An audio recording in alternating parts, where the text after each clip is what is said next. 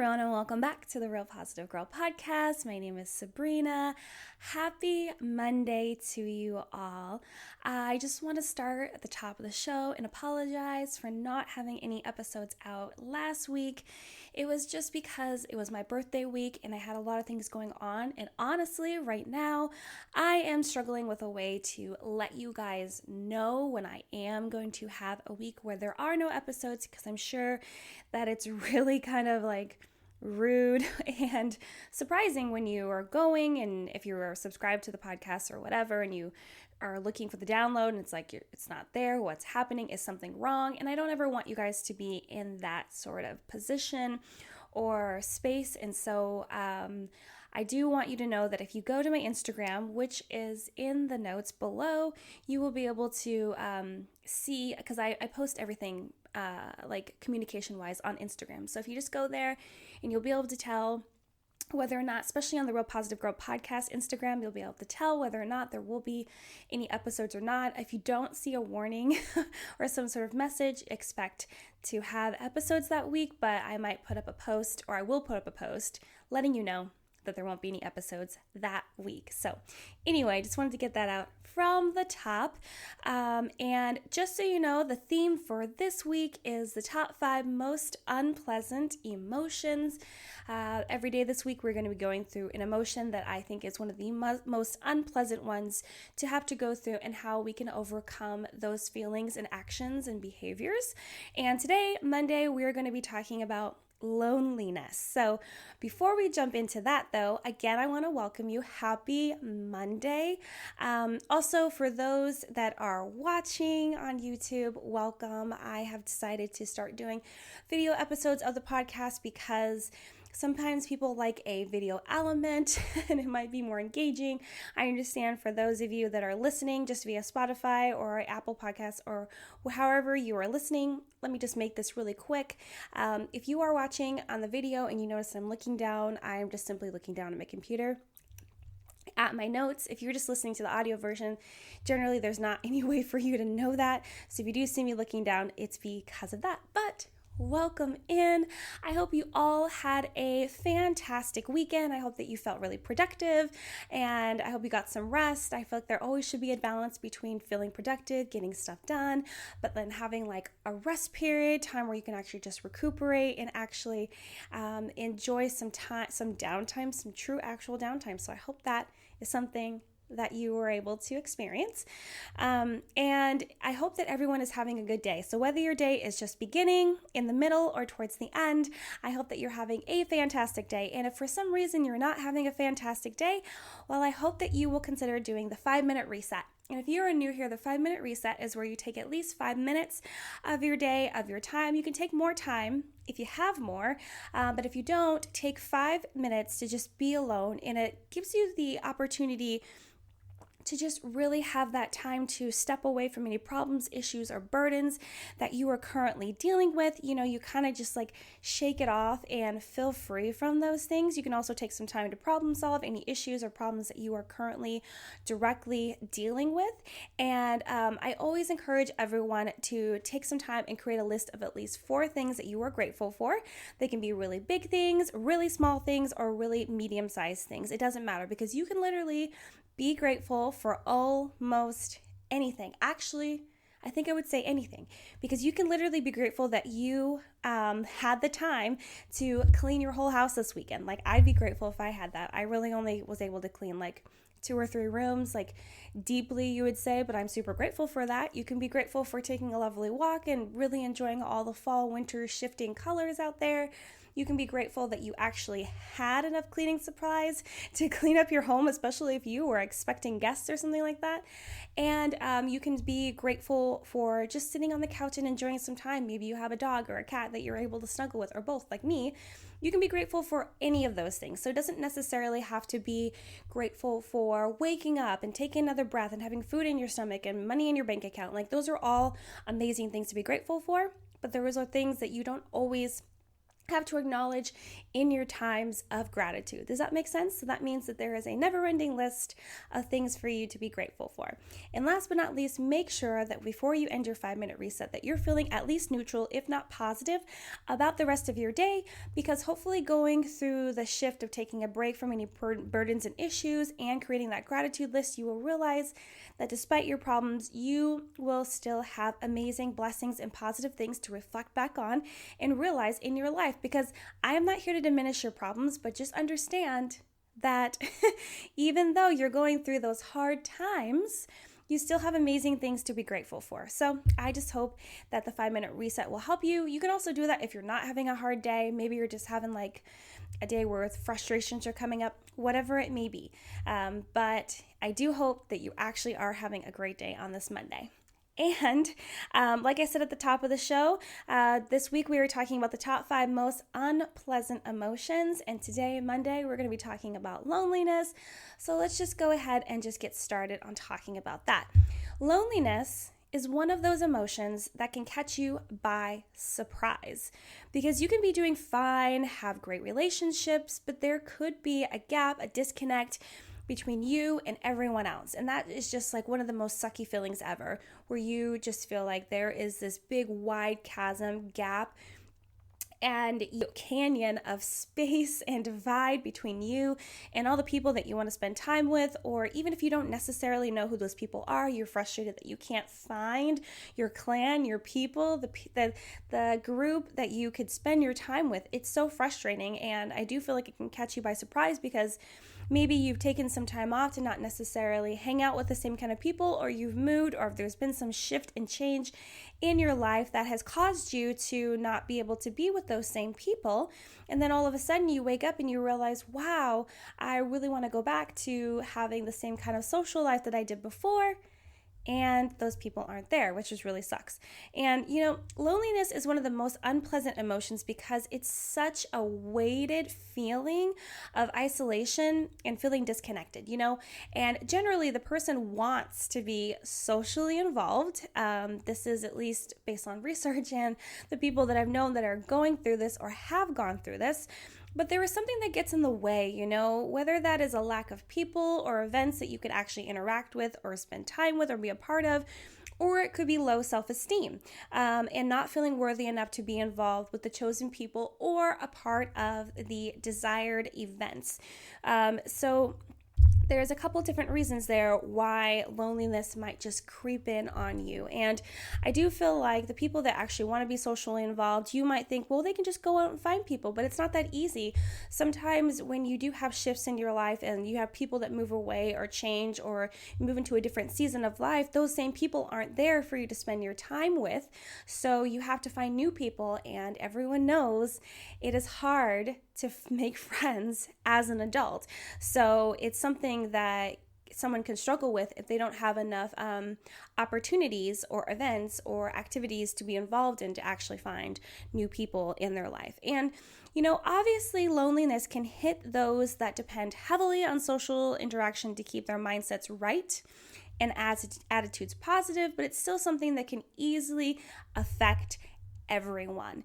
And, I would say that loneliness is a state of mind, not necessarily the act of being alone, because being alone isn't necessarily a bad thing. We all need time away from people and everything else, and it's just important for us to take those breaks. Like personally for me, I do not personally think that I have struggled with loneliness in a long time. I enjoy the season of life that I'm in right now and the one that I've even just recently crossed into, where I do spend a lot of time alone. I thoroughly enjoy it. I am definitely one of those people that likes to be alone, do things alone. I like to take some time out to be with people every once in a while, but then I like to be back in my little hole alone. I don't know what it is, because I used to be super social, wanting to be with people all the time, but these days I like to just spend more time alone. But because it is a state of mind, those feelings of emptiness, being alone, and not worthy or unwanted by others, that could help us break out of that loneliness can really dig deep and become more permanent than it needs to or than it should. If those feelings just continue to dig deeper inside of you, inside your mind, and really get stuck and entangled in with your daily mindset, that can really set a tone for every day, and you could just feel worse and worse and worse. And maybe it won't seem like you're slowly falling off a cliff, but when you hit the edge, you will realize it, and you will realize that loneliness has actually gotten way too far, I guess is the best way to say it. And unfortunately, if loneliness is not treated, it can become a symptom of depression, drug use, increased stress, poor decision making, and even possibly suicide, which is never anywhere that anyone wants to be. No one wants to get close to that. No one wants to get near that. It's just not a space to be at all, obviously. So, let's talk about some ways to combat loneliness, because, just living through it will not cut it. Because then I feel like sometimes, often during, and then not necessarily because it's a pandemic, but just in general, people will just tell you to just push through. And I have even said that, if you're going through a hard time, you just got to continue to go through. And I don't just mean let those emotions and feelings hang on you, create that burden, and continue to go through and push through to better opportunities or a better season of life, bringing those things with you. You definitely want to push those things off of you in a way and then move forward. You don't want to just be dragging that crap with you. So I feel like a lot of people these days are like, it's fine, you're just going to be depressed, or you're just going to have anxiety, or you're just going to be lonely, but you got to continue to keep pushing through with those things on your back. I don't think that's true. I think that you could take the time to slowly push those things away while you're moving forward. So at some point, right when you get to the next season of life that you're going to be in, you'll be able to kick those things out and enter without all that baggage and all those burdens on top of you. At least that's what I think. So, so let's just talk about some ways to combat it. You need to make a conscious decision to change your mindset and figure out how to experience loneliness less and less, because it's not an emotion and feeling that you should just be okay with at all. Obviously, I don't think that I'm talking to anyone that thinks that loneliness is the greatest thing, because again, loneliness is different from being alone, which I've already explained to you is amazing sometimes if you're okay with it, but other people are not, because we're all different, right? So today I'm going to give you 5 steps to overcoming loneliness. And as I say before, every single list that I ever give, this is not an exhaustive list. This is not a list of me saying that these are the most important ones in the entire world. These are just the ones that I definitely wanted to hit and talk about really quick with you, go over the ones that I found to be really important, the ones that I found that maybe necessarily aren't talked about all the time, although I'm pretty sure that there are 1 or 2 in there that are talked about often because they're super important. But you know what I mean. This is not an exhaustive list. These are just my suggestions based on research and experience. So, step 1 is to understand you're worthy. You're absolutely worthy of the time and energy that other people would give to you if you were spending time with them. You are worthy of their attention. You are worthy of their love and care. And just because you might encounter some people that don't necessarily show you that just might mean that those aren't your people. Do you know what I mean? Because like I was saying at the top of the episode, you might feel loneliness because you aren't spending time with people because you feel like you are not worthy of their time and of their attention and of even talking or speaking to you at all whatsoever. When that's not true, because everyone is worthy of that. It's just, that is your own mindset. That is your own thoughts and beliefs. And you definitely need to realize that everyone is worthy of time and attention. It's just a matter of you can find the right people that will be as open and giving as you to provide you with that. It's possible because sometimes we definitely attract the things that are troubling within us, so we don't necessarily get back what we want because we're attracting the things that we're also struggling with, you know what I mean? So we need to spend more time and give more effort into just finding different people to spend time with, trying new activities, branching out a little bit so that we can find those people and demonstrate the fact that we are worthy of someone else's time and energy. But I just want you to know that. I just want you to absorb that feeling, actually let it sit and set in your mindset, believe it, and continue to walk in that belief that everyone is worthy of time and attention and of being part of a group of people and being friends with someone and having those relationships.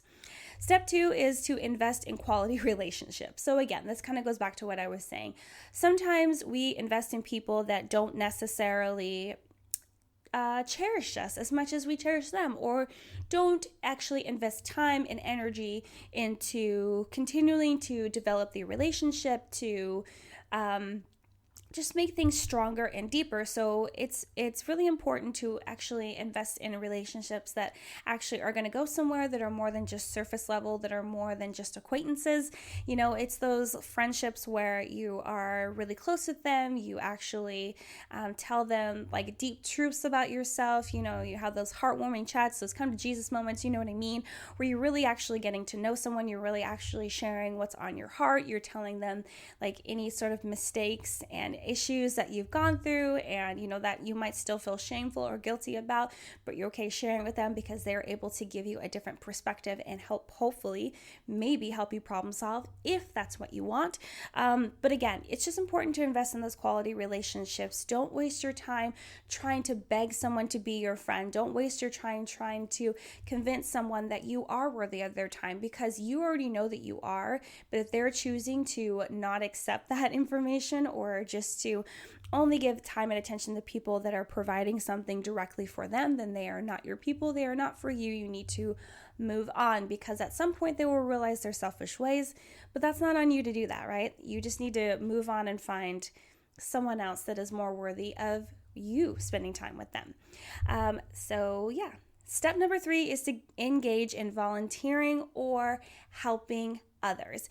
A lot of times when you are going through your own crap, when you're going through your own struggles, you will need to, it's so much easier to not focus on your own problems, but to focus on helping someone else get through the issues that they are dealing with, help someone to, become stronger and more self-sufficient in the things that they are dealing with. So I just encourage you to branch out, and maybe like if you go to church, help someone at church, or maybe there's like an organization or a group that you're a part of. Maybe you're a mom, maybe you're a student, or maybe you just want to find something that's happening in your neighborhood or in your community. Find a way that you can reach out, that you can help someone else, and or maybe you have a friend that needs help, like figuring out their own issues and problems that they're dealing with, or they just went through a major trauma. You can ask them how they can help. A lot of times, taking your eyes off of the issues that you are currently struggling with and helping someone else, and then going back to it later, will give you a fresh perspective and mindset on how to deal with it, the next steps that you should take. Also, by volunteering and helping others, especially if you're stepping out into groups of people that you don't know, you could have the opportunity to meet someone and develop a new quality relationship, which leads me into step number 4, which is to try new activities to meet others. I understand that right now the world is in a pandemic, so it's a little hard, and I know that recently I read in the news that some states and cities are being re-shut down again, so this can be a lot harder. However, there was something that my husband mentioned today that he was going to be a part of online. He found a group of people that get together a couple times a week and online, I think like via Zoom or Google Hangout or whatever, and they talk about business together. And so I think that if you live in a place where you're not able to go out and volunteer or find small groups of people to hang out with and get to know, then you can find a group online. Like you can invest in making friends online, find a safe group for you to be a part of. I actually think it would be pretty safe as long as they're not asking you for a ton of money and it's not like, and it's, legit, you can just, and it seems pretty safe because you're doing it at home. And if you don't share too much personal information, if you're not comfortable with that, then you can definitely make friends. You can find like-minded people that are interested in the same things as you, or people that are also a little lonely and want to just like meet different people that are totally different from them, just to like, branch out and expand their kind of circle of people that they normally hang out with. Sometimes that can really help. Sometimes it can really help not hang out with the people that are exactly like you, because then you can get different perspectives and mindsets and thoughts on how they view the world and how they live their everyday life, which I think is fantastic. So try new activities to meet other people. If you can't get out and physically do that, or you can't just do like a group meetup at like a coffee shop or a restaurant or something like that, find a group online that you can become a part of, and then you can meet friends there. And then if any of them are local, maybe you can meet up once we're all past this pandemic. Step number 5, and the last step that I'm going to share with you today, is to get help from a counselor. I understand that this step is not new. It's not new knowledge, and it's definitely mentioned all the time. But if you are truly struggling with loneliness, that can easily lead to anxiety and depression and possible suicide, and just trouble like really containing your thoughts and just feeling like you're super alone.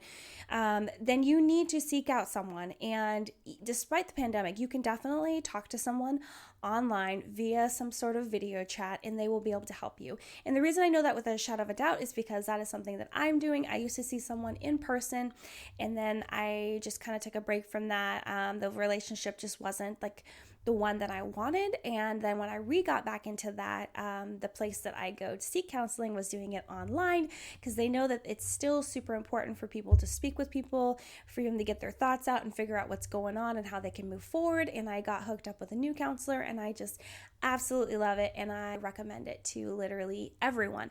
I do not think that you have to have serious mental health issues to talk to a counselor.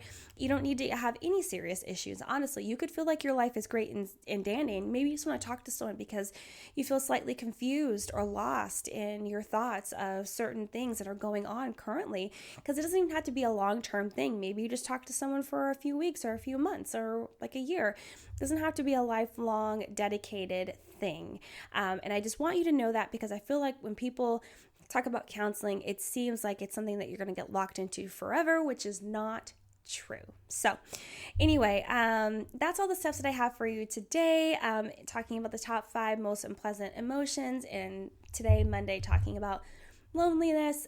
If you have any questions, comments, concerns, prayer requests, I always do that, topic suggestions, feedback, go ahead and send me an email or come drop me a DM on Instagram. All that information is going to be with the notes for the show below. But that's it, guys. Thank you so much for tuning in. Thank you so much for listening. I really appreciate it. Hopefully I wasn't too awkward on camera. If you're watching on YouTube, it's definitely going to be something I have to get used to. But anyway, I hope that you guys are having a great day. I hope you come back tomorrow, where we will be talking about anxiety specifically. But until then, have a good one, and I'll see you next time. Bye, guys.